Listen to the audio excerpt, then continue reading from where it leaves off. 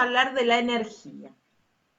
Y la energía se manifiesta o tiene muchas formas.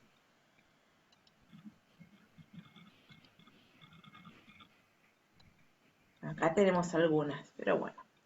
Vamos a empezar por una definición. Yo les busqué una definición. En realidad hay muchas definiciones en los libros y si hilamos más fino, no hay definición de energía. Y es difícil decir qué es la energía cuando no existe la definición de energía tal cual desde la física. O sea, uno hace aproximaciones tratando de explicar qué es la energía, pero no es una definición exacta. Entonces, una que me gustó, ¿sí?, es que la energía es la capacidad que tiene la materia de producir trabajo en forma de movimiento, luz, calor, etc. La energía es una cantidad física escalar y se puede presentar de muchas formas.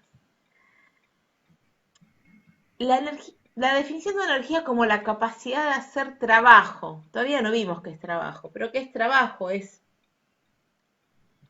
¿Se acuerdan que lo habíamos visto cuando vimos las formas de energía?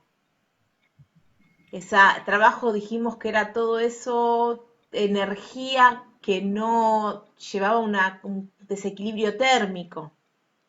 Entonces, nos queda claro, o sea, estoy definiendo energía con trabajo como energía. Entonces, tenemos esta forma, pero vamos a decir que energía es eso, es la forma, o sea, yo en realidad la energía la veo, ¿sí? Veo las manifestaciones de energía y esas manifestaciones de energía pueden ser a través de un movimiento, de una luz, de un sonido, de una temperatura. Y la energía yo la puedo medir, ¿sí?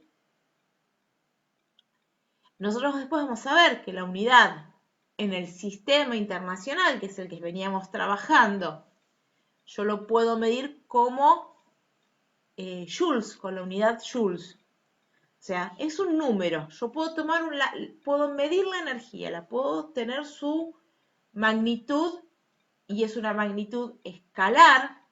¿Se acuerdan cuando vimos magnitudes vectoriales y escalares? La escalar con el simple número, yo ya sé de qué estoy hablando, ya me da la información que necesito. Es así, es escalar como la longitud, como la temperatura, ¿sí? Y se presenta, dijimos, de muchas formas, ¿sí? Dijimos movimiento, calor, luz, etc.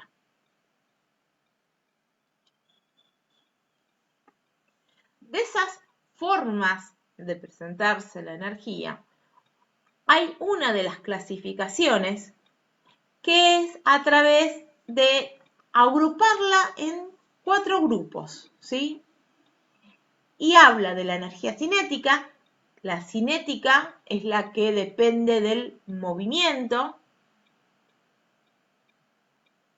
La energía potencial, aquella que está guardada, lista para ser usada.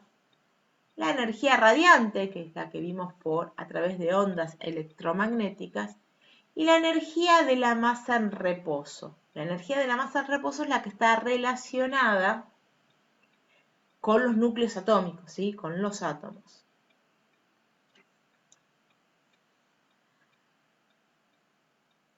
Como les había dicho, la energía, vamos a hablar un poquito más, aclarar un poco más sobre estos tipos de energía y dijimos que la energía cinética es la que está relacionada con el movimiento. Y tiene una fórmula, una expresión matemática para poder hallarla. Si ustedes ven, dice que la energía cinética es la masa por la velocidad al cuadrado sobre 2. O lo que es lo mismo decir 1/2 de la masa por la velocidad al cuadrado. Es decir, que mi energía cinética va a depender de si hay o no velocidad, si el cuerpo se mueve. Si el cuerpo está en reposo, si su velocidad es cero, no tiene energía cinética, ¿sí? Yo necesito que el cuerpo esté en movimiento para que haya una energía cinética. Y esa intensidad de la energía cinética va a depender tanto de su velocidad como de la masa del cuerpo que estoy analizando.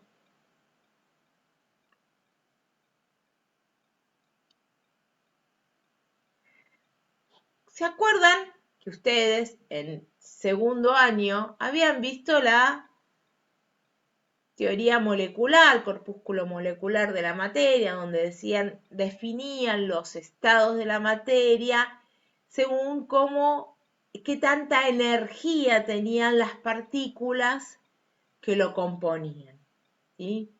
Habían visto que en el estado sólido las partículas tenían poca energía, estaban ahí quietitas, y a medida que yo le daba calor, que entregaba energía en forma de calor al sistema, esas partículas se empezaban a alborotar, iban ganando energía, o sea, se empezaban a mover más, tenían mayor energía cinética, ¿sí?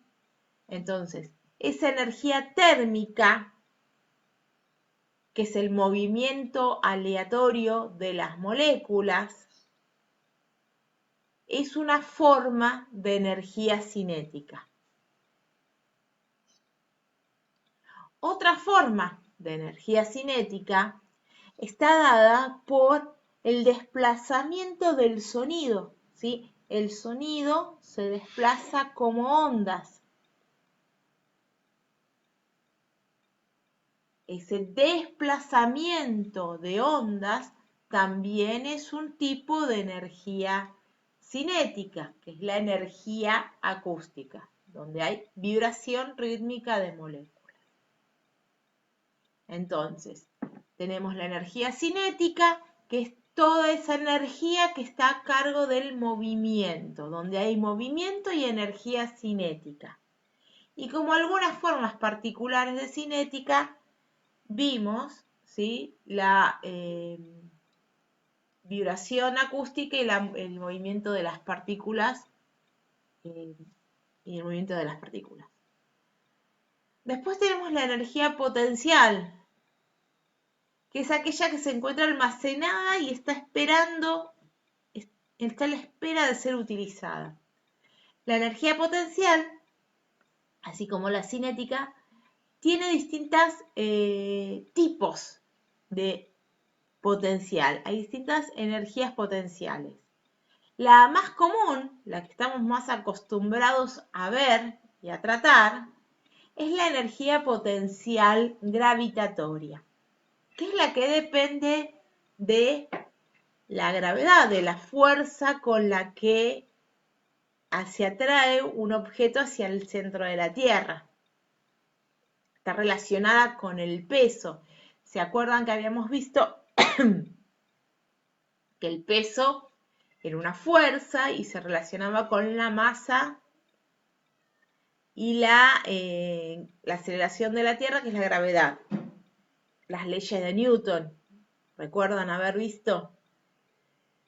Entonces, la potencial gravitatoria va a depender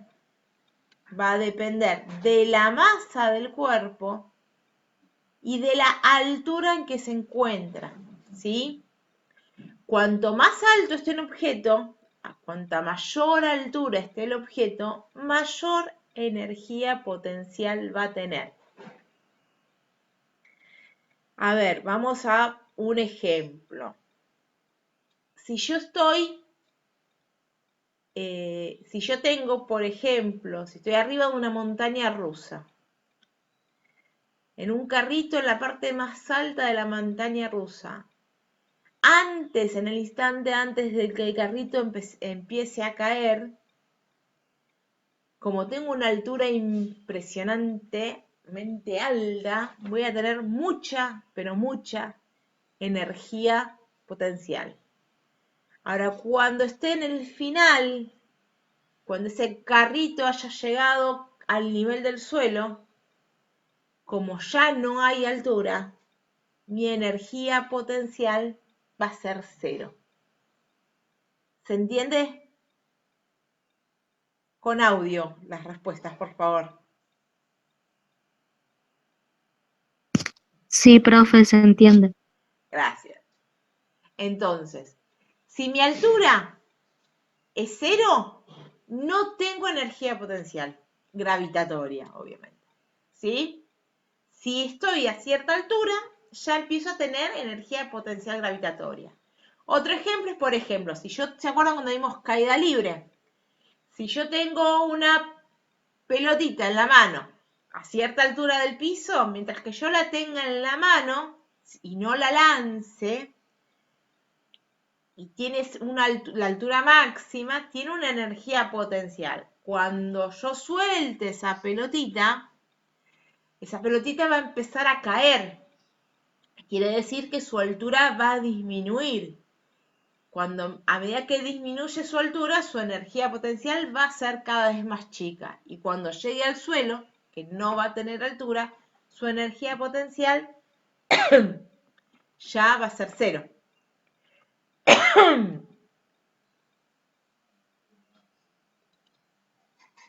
Otro tipo de energía potencial es la elástica.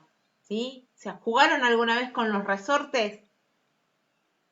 ¿Qué pasa con un resorte? Yo puedo estirarlo o comprimirlo, pero cuando le deje de aplicar esa fuerza de estirar o comprimir, va a volver a su estado inicial, a su estado de reposo, ¿sí? Entonces, también es una forma de, la potencial elástica es una forma de energía potencial. Es decir, yo tengo mucha energía almacenada en ese resorte.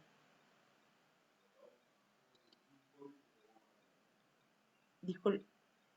Bien, otra forma de tener energía almacenada, que lo habíamos visto con el ejemplo, ¿se acuerdan cuando convertíamos energía eléctrica en química en la batería del celular? Bien, una energía potencial también es la energía química, la que está, por ejemplo, en las baterías. Yo tengo mucha energía almacenada dentro de esa batería, de esa pila, que solo se va a utilizar en el momento que yo la conecte a algún artefacto, pero mientras tanto va a estar ahí almacenada en esa pila.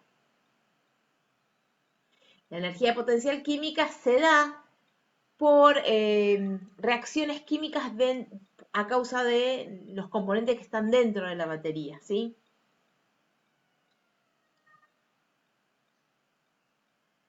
Otra de las formas de energía potencial es la eléctrica. A veces la eléctrica es más fácil explicarla porque no podemos ver un electrón, no podemos ver una carga, es difícil visualizar una carga, pero sí es fácil pensar en los imanes. ¿Vieron que ustedes han jugado con los imanes cuando se atraen y se repelen? ¿Alguna vez vieron que quiero juntar dos imanes y si son de la misma carga, polaridad, y se repelen, no se dejan juntar, y cuando son de polaridades distintas, es como que enseguida se juntan y se atraen y se pegan y no nos podemos despegar más? Bueno, esto pasa, es a nivel con las cargas eléctricas, pasa lo mismo. Las cargas de igual signo se atraen y de signo contrario se repelen. En este caso yo tengo cargas de distintos signos. Si yo alejo la carga, ¿sí?, una carga de la otra, y la sostengo, mientras que yo la sostenga, es como que hay una potencial, una energía que se está acumulando, que en el momento que yo la suelte, automáticamente se va a ir a juntar de nuevo con la otra carga, porque la atrae, ¿sí? Entonces, esa es la energía potencial eléctrica, que vamos a trabajar bastante después con el tema de las fuerzas eléctricas, ¿sí? Pero básicamente es esto, esa energía que yo voy a ganar cuando las separe por algún momento y bueno, después cuando se liberen se va a volver a su lugar. Como parecido a lo del resorte.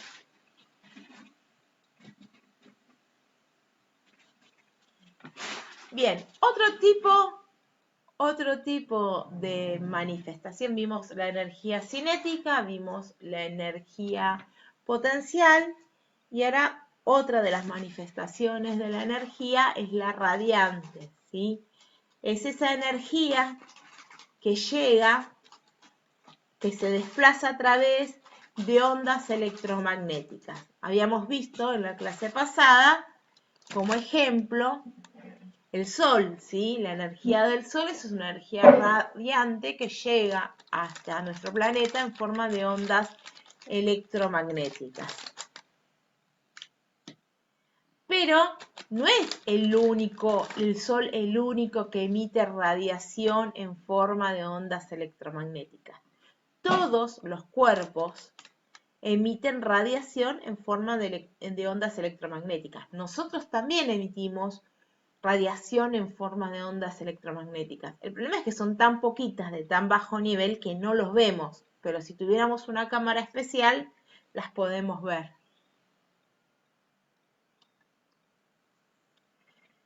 Y la última manifestación de energía es la de la masa en reposo, ¿sí? Cuya fórmula o expresión matemática es m por c cuadrado. Famosísima fórmula que la van a ver y la habrán visto 1000 veces, ¿sí? De este buen hombre Einstein, que lo que está hablando básicamente es de la energía, cuando habla de masa en reposo, ¿sí? La masa a la que se está refiriendo es la masa de los núcleos atómicos, ¿sí? Ustedes vieron en fisicoquímica las reacciones químicas, la liberación de energía a través de reacciones químicas que siempre se hacen a nivel de la capa de electrones, ¿sí? El movimiento o la energía de los electrones. En el caso de la masa en reposo, estamos hablando de los núcleos atómicos, de la energía que hay dentro del núcleo. Cuando se manipula un núcleo atómico, cuando yo rompo un núcleo atómico, libero, destruyo la masa, la materia, ¿sí? Destruirla, a eso se refiere con la masa de energía asociada cuando se destruye la materia. Recuerden esto, ustedes, un átomo, un determinado elemento químico, estaba dado por la cantidad de protones que tenía en el núcleo. Si yo rompo el núcleo, ya no voy a tener el mismo elemento químico, voy a tener otro átomo, porque va a tener distinta cantidad de protones en el núcleo. La energía que se libera es de las más poderosas, es la energía nuclear, ¿sí? El sol, la energía que produce es a través de energía nuclear, un tipo de energía nuclear. Después cuando veamos energía nuclear, vamos a ver que hay dos tipos. Hay del tipo como la que ocurre en el Sol, donde se unen de masas pequeñas, obtengo una masa mayor, y hay energía nuclear como la que se usa en las centrales atómicas o el principio de la bomba atómica, donde lo que se hace es, de un núcleo grande, se rompe y se obtienen elementos más pequeños, ¿sí? Después vamos a vamos a profundizar mucho en este tipo de energía, en la de masa en reposo. Vamos a profundizar mucho también en lo que es energía cinética y el tema de energía potencial gravitatoria.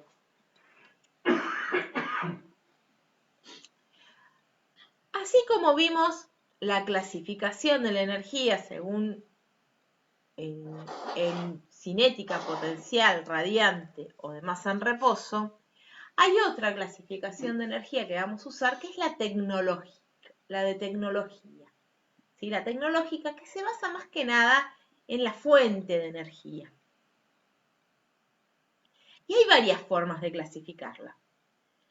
La primera que vamos a ver es según su forma de utilización. ¿Sí? ¿Qué quiere decir? ¿Primaria o secundaria? Primaria es la uso así como está. Y secundaria se refiere a un proceso de elaboración, ¿sí? Yo voy a partir de una energía primaria, la voy a hacer pasar por algún proceso y voy a tener otro tipo de energía, ¿sí? Voy a producir otro tipo de energía a partir de una primaria.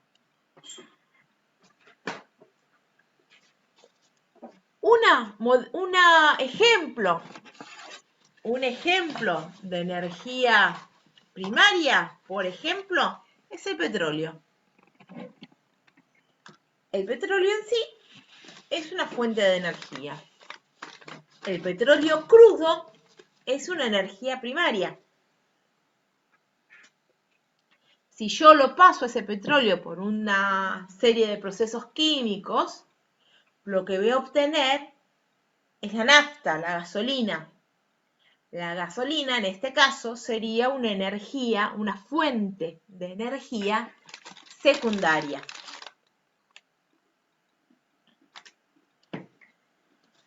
Otra forma de clasificar la energía es según su origen, ¿sí? En renovables y no renovables. Renovables quiere decir que su fuente es inagotable o que se renuevan a un ritmo mayor, mucho mayor del que se consume. Y las no renovables son aquellas que su periodo de renovación es muy lento y por eso no llegamos a producir de nuevo la misma cantidad que gastamos, que consumimos. Un ejemplo de renovables, ¿sí? Son las energías como la eólica, ¿sí? El viento, nosotros es una fuente, el viento, el sol, son fuentes inagotables de energía. Nosotros siempre va a haber viento, siempre va a haber sol, bueno, de día, obvio, pero bueno, tiene un ritmo que lo vamos a encontrar. En cambio, el petróleo se formó por un proceso, tiene un proceso de formación extremadamente largo. Y nosotros hemos abusado, y seguimos haciéndolo, del consumo del petróleo como fuentes de energía y todos sus derivados. El problema es que cada vez hay menos yacimientos de petróleo, hay menos cantidad de petróleo disponible, cada vez más difícil conseguir petróleo, con lo cual hace que cada vez sea más caro. Y va a llegar un momento en que se va a terminar, y no es que se repone de un día para otro, tardaron miles y miles de años en formarse esos yacimientos, porque básicamente el petróleo es materia orgánica en descomposición, ¿sí?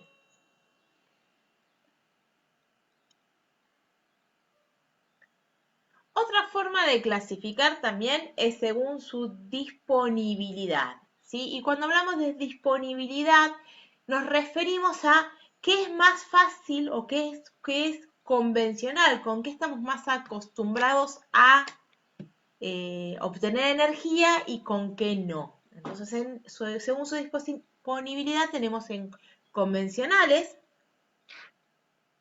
o alternativas. Las convencionales son las que usamos históricamente para generar energía. Por ejemplo, la nafta. La nafta es una forma de energía convencional. Es la que estamos más acostumbrados, ¿sí? El gas, una central, si vamos a lo que es centrales eléctricas, podría ser una central hidroeléctrica, ¿sí? Estamos más acostumbrados a usarlo. Y alternativas son otras formas de generar energía, pero que no están de uso masivo. Por ejemplo, la solar o la eólica, como habíamos visto en la otra imagen, ¿sí? Son energías alternativas. ¿Por qué surgen estas alternativas? Y básicamente surgen porque las convencionales generalmente están asociadas a esas fuentes no renovables. Y entonces, como ya sabemos que se nos acaba, que se están acabando, lo que sucede es que empezamos a buscar, los científicos, los ingenieros, empiezan a trabajar y buscar otras formas de producir energía. También es cierto que las energías alternativas tienen no son adecuadas para todos los ambientes, ¿sí?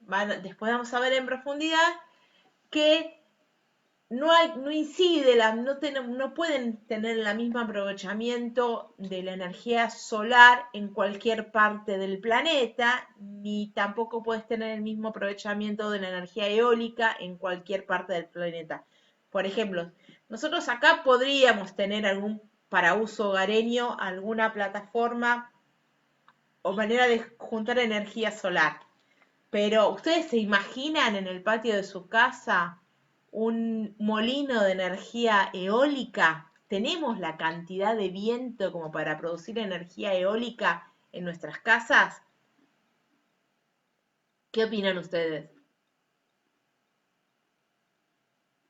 No opinan, están callados. Bien. Y no hay tanto viento acá. Ahora, si nos vamos a la Patagonia y ahí hay un poco más, a la costa, cuando viene el vientito del mar, ahí hay un poco más de viento, ¿sí? Va a depender de factores climáticos.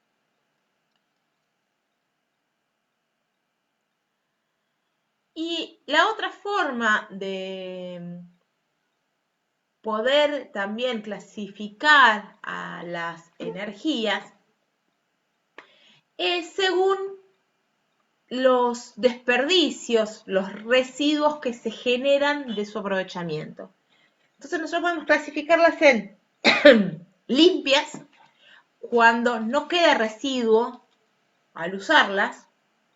Por ejemplo, la energía eólica es limpia, no hay ningún material contaminante, no hay ningún residuo tóxico, no hay nada que desprenda que sea dañino para el medio donde se está usando. Y en contaminantes, ¿sí? Son aquellas que durante el proceso de producción dejan bastantes residuos, ¿sí? Bien, que acá tenemos la eólica, que dijimos que es limpia porque no deja ningún tipo de residuo. Y dentro de las contaminantes, el top de contaminación lo tiene la energía nuclear, ¿sí? La energía nuclear es la más contaminante y es un problema, es un gran problema que tiene la humanidad, porque la energía nuclear tiene como ventaja porque se basa en la energía de masa en reposo, una muy buena, es la mayor fuente de energía que podemos tener. Es la que entrega mayor cantidad de energía. Para que se den una idea, después cuando veamos el sol lo voy a repetir, pero para que se den una idea, si yo pudiera procesar o activar la energía nuclear contenida en el hidrógeno de un vasito de agua, podría alimentar o calefaccionar mi casa durante 10 años con un vasito de agua. ¿Sí? La energía que se usa en las centrales atómicas no es precisamente la del hidrógeno, sino es la descomposición o la ruptura de los átomos de plutonio, de un isótopo de plutonio. ¿Sí? El problema es que los elementos que quedan, el desecho, que es este átomo destruido, sus partes, son altamente contaminantes, radiactivas y contaminantes. Van a ver que ya subí la clase 5, que es la de hoy, y lo que les pide, que ya les dejé la actividad, dice, bueno, les habla de la descarga del libro, y les pido que hagan 3 actividades.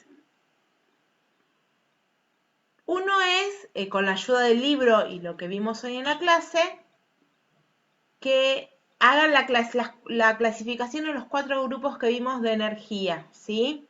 Es decir, cinética, con sus formas, potencial, con todas sus formas, radiante y de masa en reposo, ¿sí?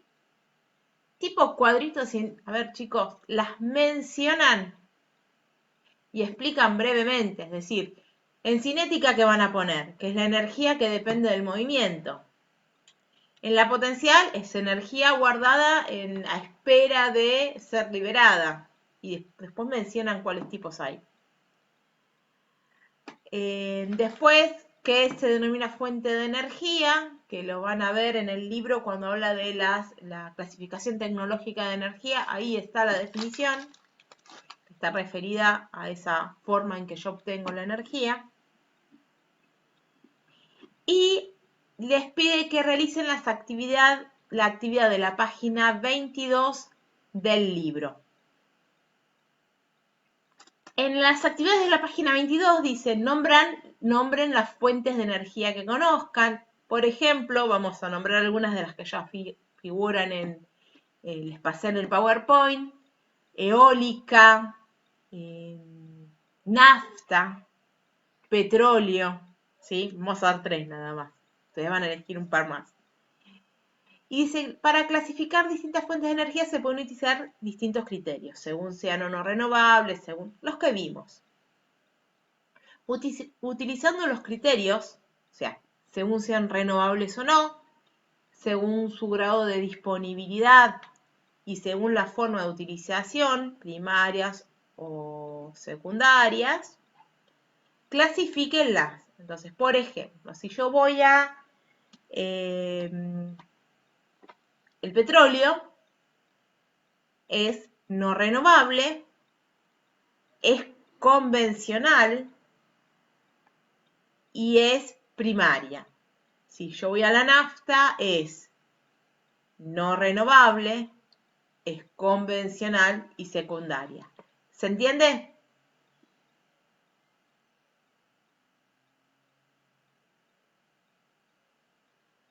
Calculo que sí porque nadie dijo nada. Y después dice, indiquen cuáles son nuestras necesidades energéticas y qué fuentes utilizamos para cubrirlas.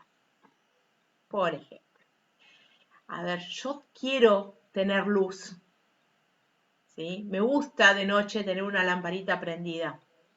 Y esa energía eléctrica viene de un cableado, de una red, y esa red de energía, generalmente la que tenemos más cerca y la que la convencional es una central hidroeléctrica, ¿sí? Yo no voy a tener un panel solar para prender mi luz.